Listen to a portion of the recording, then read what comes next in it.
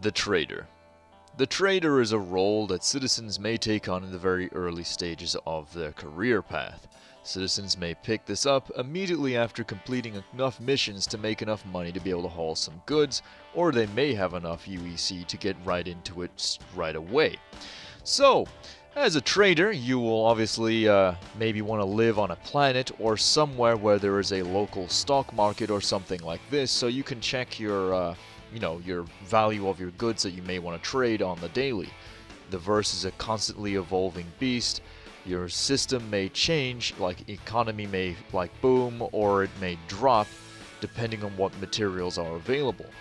So first thing you'll need to do is get yourself ready and head out of your hab into the world in which you inhabit. So once you've headed out into the world, you'll need to basically catch the train or other form of public transport if you are in a large city. Now this is one of the drawbacks of being in a large city on a flat surface, is you may need to commute to find out how much stuff is worth, say to the local stock market building or even to the landing pads to be able to buy and sell some goods. This is one of the drawbacks, but the benefit of being in a huge city is the stuff that the place probably sells has a large variety of items, and you also have access to a large stock market, so you can see the value of everything within system and whatnot, and what is selling well and what is not selling well, which is pretty good.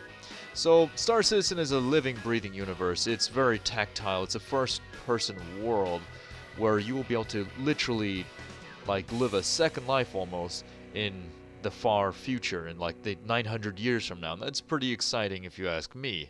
So yeah, you may have to commute on the train every once in a while, but who knows, you may bump into another player and make friends or make mortal enemies. Who knows? But yeah, this is just one of the many things about the game. So, you're ready to trade and whatnot. Well, first off, you're going to need to know how much cargo your ship can hold, and how you find that out is you look at how much SCU it can hold.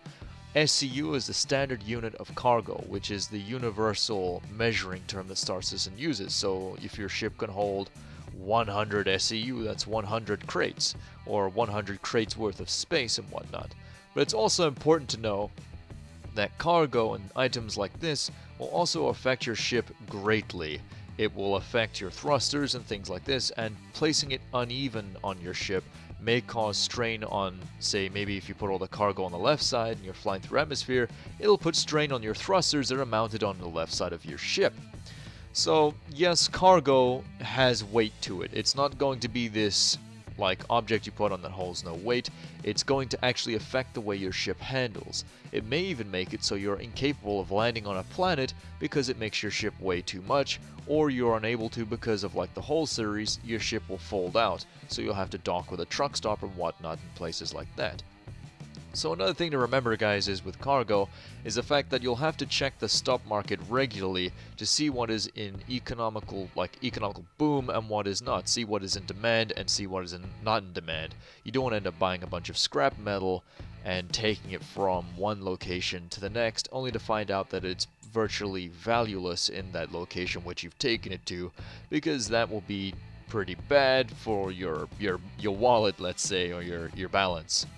So it's important to look at what has high demand, but some missions or places that you take this cargo to that, it may be in high demand, it may also be dangerous, because if something is a known trade route, there is bound to be pirates and things like this. So when it comes to purchasing a ship, you can do so now before the game has gone completely live, or you can choose to do it after release, when you can buy your ship with credits. But if you choose to buy your ship before, well, then you'll be able to choose from one of the many wide range of ships to start with. You can maybe choose a more advanced option like a Caterpillar, or you can choose one of the many starter sort of type of ships like at the beginning of the Freelancer, or a more specialized Freelancer Max. You could even use your Aurora to haul cargo if you really so desired, but you wouldn't be able to haul that much. It's important to note that some ships may not be capable of landing in atmosphere with cargo, such as the larger hull series of ships, but I would recommend picking one of the many starter ships to haul cargo with, such as a Freelancer or Freelancer Max, or something along those lines, or even a Cutlass Black perhaps. So yeah, choose wisely when selecting your ship, because you will be spending quite a bit of time in it. As I've mentioned before, now, cargo is a physicalized item, and you'll be able to physically move it around your ship yourself. You can pick up a box of the stuff, if it's not too big, of course, and move it around, and actually physically handle the goods you have just purchased and are ready to sell on again. So, yeah, it's pretty interesting. It adds a really cool level of depth. So, your spaceship is going to be where you spend most of your time. It'll also be what you invest a lot of your money into. It'll be where you put a lot of your credits. So I'd recommend upgrading the engines, upgrading the shields and the weapons, and all these sort of things, because this will pay off in the long run. You'll also need to pay your running costs. Now I get it. Not everybody does have a lot of time to put into the game. We all have lives, we all have things to do in the real world. Well, that's fine. I mean, there's all sorts of other locations you can go to along the way, such as truck stops and things like that. Maybe you can do your route, say, a little bit in the morning, then maybe you log off, you go to work, or you have other things to do, and then you come back online at the end of the day, and then you can log back in, boom, at the truck stop, refuel, carry on your journey. It'll be like nothing happened almost. Depending on how much time you spend, if you do spend, like say you log off maybe for a couple of days, or really unlucky, the night when the stock market crashes in your system, what's in your hold might now be valueless. But yeah, that's the risk you run if you log off and whatnot and don't have much time, unfortunately. But trading is going to be a very relaxing way of making the credits if you stick to the relatively safe areas in terms of going from A to B, trading in some maybe mediocre value goods and making a okay return on it. But it'll take you longer to get your upgrades that you desire for your ship that'll allow you to go to the more dangerous routes and the more risky areas in which you'll be able to make more money. So truck stops are also a great place to pick up personal weapons and upgrades, as I've mentioned previous, for your ship and whatnot. It'll also be a nice place to socialize and meet other players, perhaps, if there are any other at your local truck stop. You might even strike up a conversation, find another trader headed your way, and you can maybe link up in a convoy and fly together. Safety in numbers. So yeah, truck stops are valuable on many different levels. There are also places truck stops you can also get goods from. Some truck stops are refineries and whatnot, so there's all these different things and nuances that are coming into play when it comes to these types of things. So it's not all based on a planet all the time. You may find yourself just trading from truck stop to truck stop and things like this. Also, at a truck stop, you may even be able to find some decent components to upgrade your ship with, like you maybe upgrade your engines, upgrade your shields, upgrade your weapons, everything along those lines. Just, you might be able to find bits and pieces at a discounted price. So yeah, truck stops are not just for the player who needs to log out because he's got to go to work or he's got to go to sleep. It's also for the player who can soak in many hours without having to worry and get stuff from. It's not something that both types are going to either avoid or whatever. It's a really cool place that you can go to grab fuel and whatnot. But yeah, anyway, in the early days of the verse, you'll most likely be trading within your local system and maybe perhaps the neighboring system, but you'll most often stick to the system you're in for two reasons. One, you need to get familiar with the flying of the mechanics of your ship and get used to the controls. But trading within system does not come without its risks. Every system is different and will have different rules and laws and things to maybe one another, and each planet may even have its own subset of laws and rules. Think of planets like states, and think of the stations like cities. So when you're going down to a planet maybe you've never been to before, it's important to know what the planet's gravity is, because you don't want to fly down there in a ship that is not capable of leaving atmo, because your ship is too heavy and the engines aren't powerful enough to get you off the ground, because that will end very, very badly. You will lose your ship and your cargo and your character. It's not going to be pretty. So it's important to know the gravity of the world you're headed to, and also what the local laws are, because you don't want to land in the middle of Nowheresville and find out that there are no laws, or even worse, what you're carrying is illegal. That would be pretty horrendous.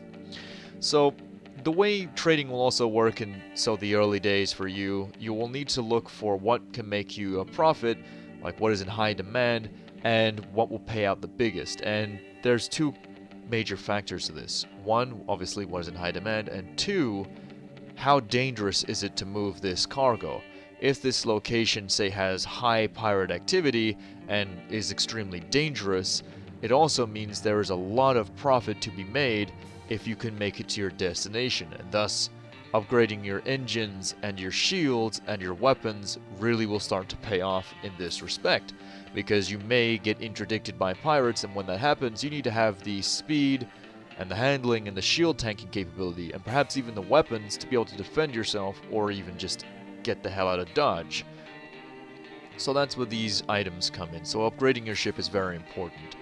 You'll obviously, first off, when you start trading, need to build up a nice stockpile of cash to spend on upgrades and to keep yourself floating above water, so to speak. So when you do get engaged by pirates, you're not completely defenseless. You have the shield tanking capabilities to get out of there. But what if you didn't get your upgrades? What if you were unlucky and you didn't get a chance to do this? You decided, right, I'm going to buy these materials and I'm going to take a shortcut through this asteroid belt, and I'm just gonna, deliver these goods and I'll make a handsome profit. Well, this is why you don't accept missions in the early days or trade goods to dangerous or through dangerous routes, because you won't have the upgrades to properly defend yourself, or worse, you decided to go it alone and you don't have any mercenaries aboard to help defend you. And this all comes into the costs of how much it'll cost you to trade in dangerous areas. You'll need to pay mercenaries, armed escorts, upgrades. It can get very expensive, and if you try to skip on that, you may find yourself, for a matter of speaking, dead in the water, and that's when the pirates will come and try to board your ship. So if that does happen, this is where it pays to own some personal armor and some personal weapons and have a decent amount of skill in first-person combat. If you don't have the skill, just play some Star Marine and try and build up that skill level to where you feel more comfortable, more competent, because pirates, player-wise, will not stop. They will try to get your ship off of you no matter what, because if there is profit to be made, no doubt about it, they're going to try and take it from you so they can make some extra cash. So what you need to take in mind is, when fighting pirates on board your ship, is where are the major chokeholds. And you'll be thinking, why the hell do I need to know this? I'm a trader. Well, every ship essentially can be pirated if it has an interior and capabilities of, like say hauling cargo. So you need to focus, one, on your corners and whatnot, and not leave any doors behind you open if you are alone trying to hold off these pirates, or else it will not end well. All it takes is for one to get behind you and it's game over. These pirates will not listen to your pleas for help or whatnot, because in their eyes you are literally just profit. That's all you are, is just credits to be made.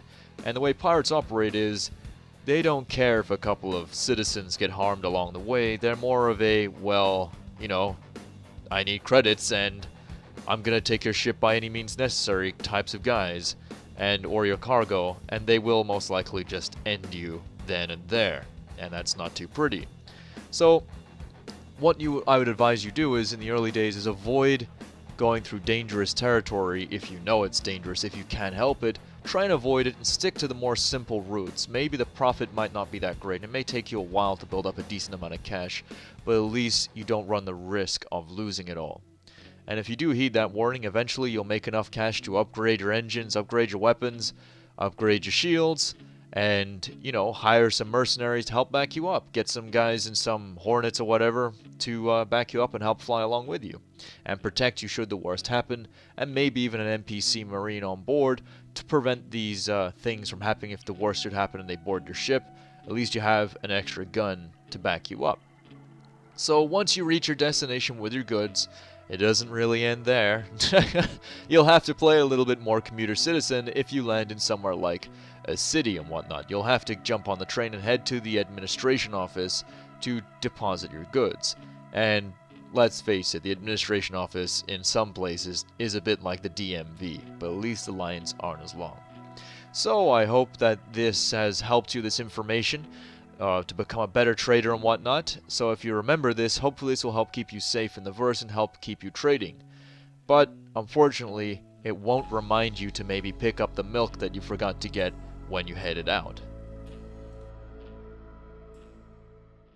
So let's say a quick thank you to the Patreons of the channel. As of the making of this video, the Legends of the Stars let their names echo throughout the universe. So our privates are Brandon Manuel, and corporals are David Toombs and Andrew Burton. Thank you guys so much for supporting the channel. Let's keep on cranking out videos and keep on kicking ass and taking names. First off, I just want to say thank you guys so much for watching the video. I really hope you enjoyed it. Spent a long time working on that with some of my buddies from my org, and I just want to say thank you to everyone that was involved in putting this video together. So yeah, if you would like to see more of this content and, you know, help me continue to make content about Star Citizen and whatnot for you guys, please check out my Patreon and the other links in my description below. Just hang tight on this video to the very end because there's a special announcement at the end. But yeah, thank you guys so much for supporting the channel. Please like and subscribe if you like this content. Don't forget to check out the Patreon, all that jazz. And yeah, thank you guys so much yet again for being part of this and coming back here to watch my videos and all that great stuff. You guys are amazing. Thank you so much. So, special announcement. So if you are anywhere near San Antonio, Texas, then you might want to check out a Bar Citizen event run by a member of our org. Drax is a very cool guy, and he also has a bunch of other members from the org that go there. So yeah, it's pretty groovy. You should go check it out if you get the chance. So that's Bar Citizen San Antonio. It's a one-of-a-kind, I can guarantee you, full of really awesome individuals, really great people, and yeah, just people to talk Star Citizen with and really get to know and, you know, maybe play the game with and all sorts of good stuff. So yeah, thank you, special thank you to Drax, who has put a lot of work into making the new emblems and badges for our organization. Shout out goes to him, and for setting up this Bar Citizen thing. So yeah, great on you, Drax, good job. So definitely go check it out. Yet again, thank you guys so much for watching the video. You rock, you know the drill, Commander. Fly safe, and I'll see you in the verse.